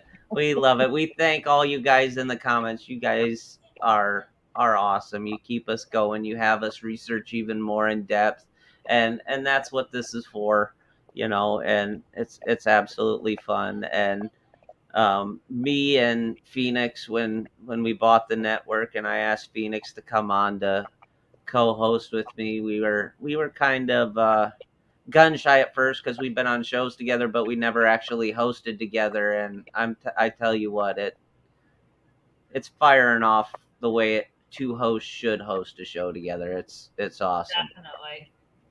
So, Yeah. and thank you, Dina, for coming on and helping us out. And we'll have you on again. Yes. Hey, well, you guys have a blessed night. You too. Thank you very much. Yep. All right, guys.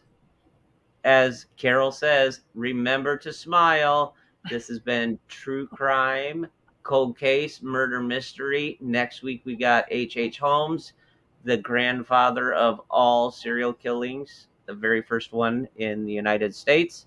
So stay tuned for that. Watch for the promo, and always watch out for the lesser visible clues and keep the big picture. Good night, guys. Good night.